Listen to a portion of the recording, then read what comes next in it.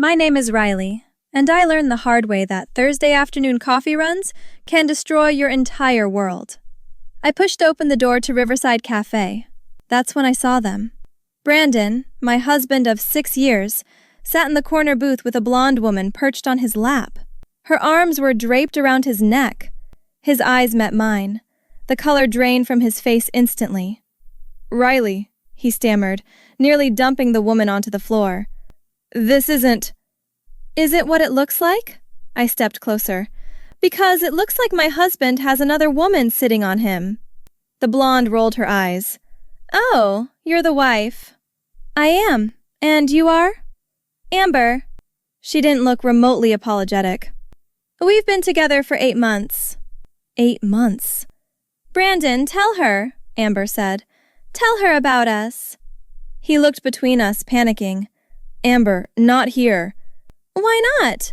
You said you were leaving her anyway, that everything was almost ready." "Everything was almost ready?" I repeated. "What does that mean?" Brandon's jaw clenched. "Can we please discuss this at home?" "No, we're discussing this right here." "Fine." Brandon straightened. "I want a divorce, Riley. I'm in love with Amber." Something about the way he said it felt rehearsed.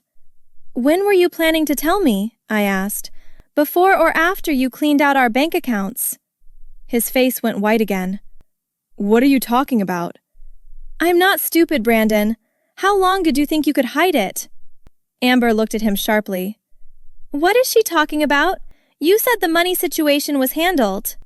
"It is handled," Brandon snapped. Then to me, "You're being paranoid." "Am I? Guess I'll find out when I call our bank." "Riley, wait." 8 months you've been lying to my face." I stepped back. "We're done here." "Where are you going?" I turned at the door. "To get a lawyer. Amber, he's all yours. Hope you enjoy being broke." Her confident smile faltered. I walked out, my hands shaking so badly I could barely unlock my car. The moment I sat down, I called my best friend. "Sarah, I need help." Sarah arrived 20 minutes later with coffee and determination. "Walk me through what happened," she said. I told her everything. "Wait," Sarah leaned forward. "You said he went pale when you brought up money?" "Like he'd seen a ghost. I was bluffing, but his reaction was real." "Then we need to check your accounts right now." My stomach dropped as I opened our banking app. The main checking showed $847. That can't be right. We had over 40,000 last month. Sarah's face hardened. "Check the transaction history." I scrolled through pages of transfers. 5,000 here, 7,000 there. "He's been draining it for months," Sarah said. "This is financial fraud." "What do I do?" "You call the best divorce attorney in the city." She pulled out her phone. "My cousin's lawyer destroyed her ex." 30 minutes later, I was speaking with attorney Patricia Rodriguez. "Mrs. Henderson, your husband has been systematically depleting marital assets," she said. "That gives us significant leverage." "What kind of leverage?" "The kind that gets you everything. But I need you to document everything." "I can do that." "Good. I'm also referring you to a forensic accountant. Daniel Cooper specializes in finding hidden assets." "You think there's more?" "There's always more. Mr. Henderson didn't just wake up one day and decide to transfer $40,000. This was planned." Amber said everything was almost ready, like they were waiting for something. Attorney Rodriguez was quiet. "When's your anniversary?" "Next month." Then it clicked. Oh my God. He was waiting until after the 6-year mark. In this state, that affects alimony and asset division significantly. Sarah grabbed my hand. "That calculating bastard." "Here's what we're going to do," Attorney Rodriguez continued. "Freeze all joint accounts immediately, document every interaction, and let him think he's still in control." "What do you mean?" "Don't file yet. Let him make his move while we build our case.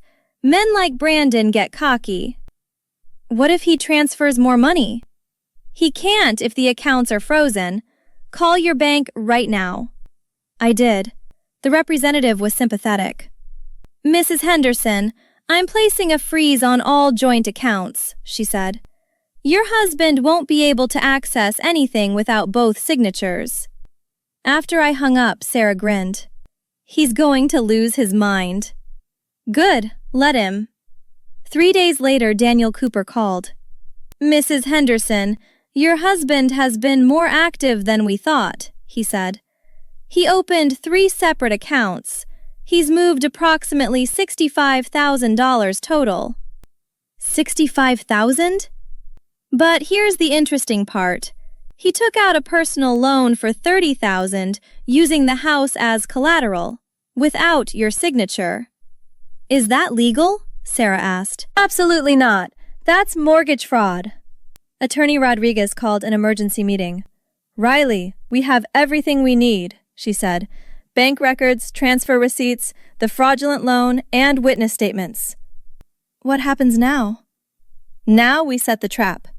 Your husband's been trying to contact you, correct? Constantly. He wants to talk. Perfect. Tell him you'll meet him tonight. Wear this. She handed me a small device. Get him to admit everything. Will that hold up in court? This is a one-party consent state, completely legal. That evening, Brandon showed up right on time. Riley, thank God. I've been going crazy. I stepped back. Just sit down. He sat on our couch. I know you're angry. Angry doesn't begin to cover it. Look, Amber doesn't mean anything. I made a mistake. Really? An 8-month mistake? Yes. I want to work this out. I love you. Where's our money, Brandon? His face closed off. What money? The $65,000 you stole. I didn't steal anything. That money was as much mine as yours. And the loan you took out against our house? Was that yours too? I needed... He stopped. How do you know about that? Answer the question. Brandon stood, agitated. I needed capital for an investment. Amber and I were going to... You and Amber. So you did plan this together. It's not like that. Then what's it like, Brandon? Explain how you weren't planning to take everything and disappear. Fine. Yes, we were planning to leave. Yes, I moved the money. You were never going to let me go willingly. So you were just going to rob me instead? It's not robbery. And you stole it alone. I pulled out my phone. Every penny. What are you doing? Calling my lawyer, because we're done negotiating. Brandon's face hardened. You want to play it that way? My lawyer will crush yours. Will he? Attorney Rodriguez's voice came through the speaker. Mr. Henderson, this is Patricia Rodriguez. I represent your wife. Brandon went pale. You're recording this? Every word. Thank you for the confession. See you in mediation. I ended the call. You set me up, he whispered. I documented the truth. Get out of my house. Riley, wait! Get out! Sarah emerged from the spare bedroom. You were amazing. I was terrified. You didn't show it. He's finished. 2 weeks later, we sat in mediation. Brandon and his lawyer, Kevin Walsh, on one side. Attorney Rodriguez and me on the other. The mediator, Mrs. Thompson, sat at the head. Let's begin, Mrs. Thompson said. We're here to discuss asset division. Brandon's lawyer cleared his throat. My client is willing to offer a 50-50 split. Attorney Rodriguez didn't miss a beat. Your client stole $65,000 and committed mortgage fraud. We're not negotiating. That's ridiculous, Kevin started. Mr. Walsh, perhaps you should review the evidence. Mrs. Thompson gestured to the documents. Kevin's face fell as he read. Mrs. Henderson, what are you seeking? Mrs. Thompson asked. Full repayment of stolen funds, plus the house, her retirement accounts, and spousal support for 3 years. Brandon exploded. That's insane. She can't have everything. You stole everything first, I said calmly. I'm just taking it back. Riley, please, we can work this out. We don't need lawyers. Yes, we do, because you're a thief and a liar. Mrs. Thompson raised her hand. Let's maintain professional discourse. Mr. Henderson, where is the $65,000 currently? Brandon shifted uncomfortably. Some of it's been spent. On what? Attorney Rodriguez asked sharply.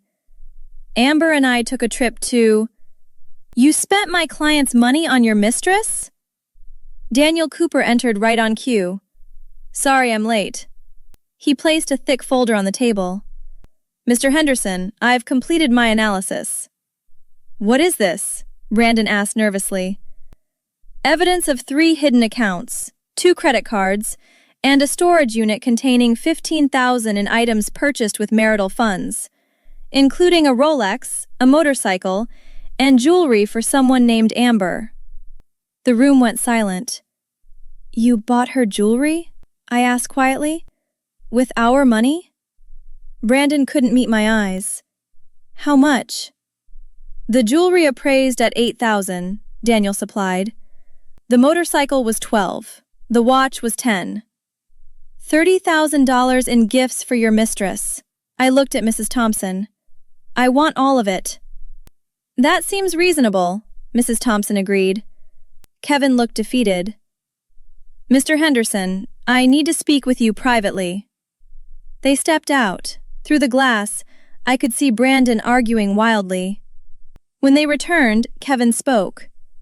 My client accepts full restitution, surrenders the house, and agrees to spousal support of $1,500 monthly for 3 years. $2,000, Attorney Rodriguez countered. And he covers all legal fees. Kevin looked at Brandon, who nodded miserably. Additionally, I said, I want it in writing that Amber receives none of the marital assets. Brandon's head snapped up. You can't. I absolutely can. Choose wisely, Brandon. Amber or solvency. He slumped in his chair. Fine, whatever. Mrs. Thompson reviewed the terms. All parties in agreement? Attorney Rodriguez nodded. Yes. Kevin sighed. Yes. Then I'll draft the final agreement. Mr. Henderson, you have 30 days to vacate and begin restitution. Brandon tried one last time. Riley, I'm sorry. I really am. Can we at least… No, we can't. You made your choices. Live with them. But I love you.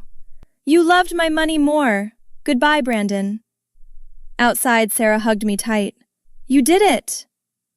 3 months later, I was redecorating my house when my phone rang. Riley? Amber's voice was tight. We need to talk. About what? Brandon's broke. He can't afford anything anymore. This is your fault. Actually, it's his fault. He committed fraud. You ruined his life. No, I got my life back. I looked around my living room. Good luck with that. I hung up and blocked the number. Justice isn't always about revenge. Sometimes it's just about taking back what's yours and refusing to be a victim. Brandon thought he could plan his escape and leave me with nothing. Instead, he lost everything. Have you ever caught someone red-handed and watched their whole scheme collapse? Sometimes the best revenge is just refusing to be played for a fool. Like and subscribe for more stories about people who refused to be victims and fought back the right way.